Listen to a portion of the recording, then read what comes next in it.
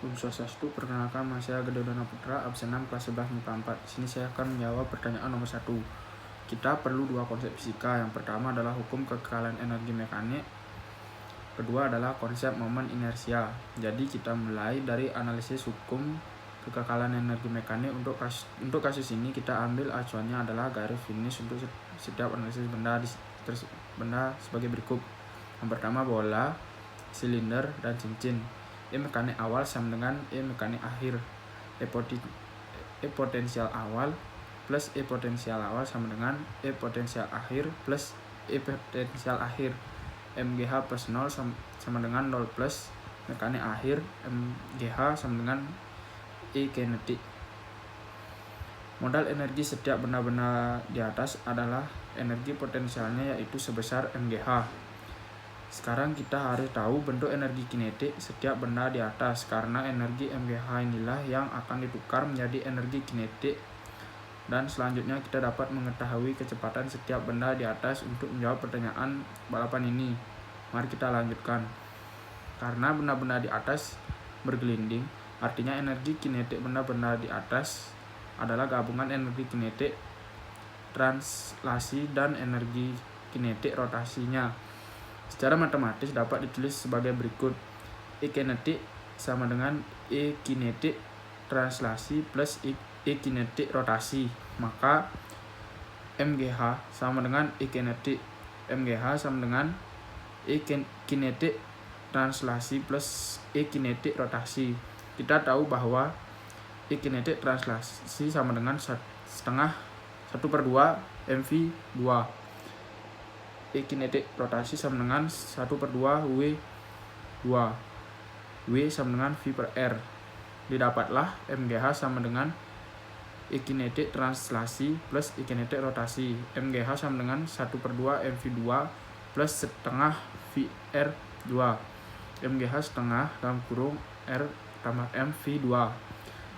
Terlihat bahwa kecepatan benda-benda tersebut menggelinding ke bawah adalah V2 MGH atau 1/R2 plus M. Ternyata kecepatannya bergantung pada momen inersia. Lebih tepatnya kecepatan benda-benda tersebut berbanding terbalik terhadap 1, karena bola pingpong di kelereng dan cincin memiliki momen inersia yang berbeda. Walaupun massa dan jari-jari mereka sama, maka dapat diketahui benda mana yang lebih dulu sampai ke garis finish jika momen inersia mereka diketahui. Pada rumus energi kinetik rotasi, kita menyinggung besaran fisika momen inersia.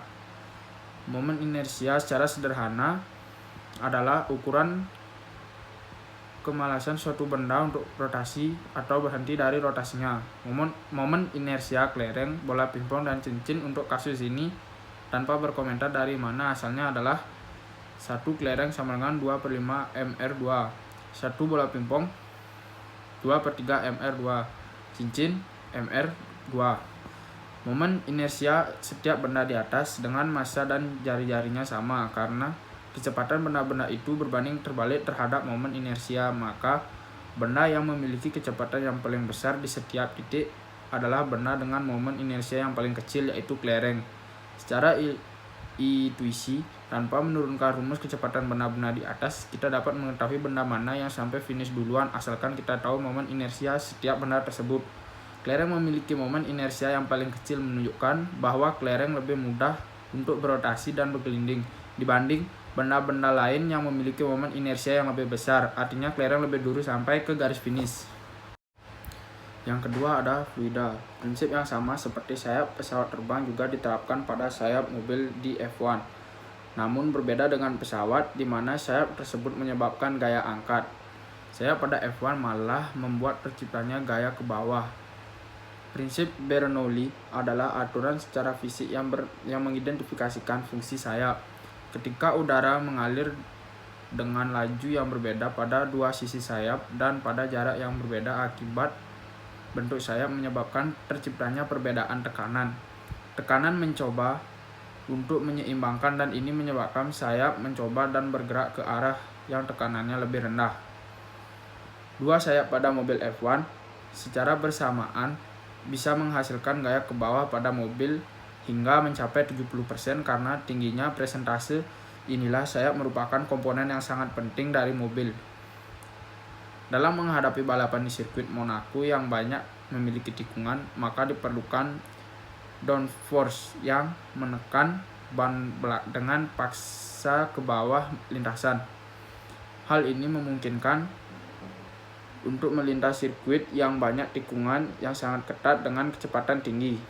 Downforce sendiri adalah dorongan ke bawah yang diciptakan oleh karakteristik aerodinamis mobil. Downforce ini dibuat menggunakan prinsip yang sama persis yang digunakan pada pesawat terbang, namun dalam mobil F1 digunakan secara terbalik.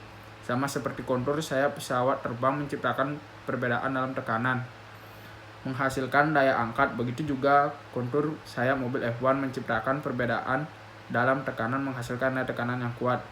Demikian video dari saya ucapkan terima kasih dan Om Santi.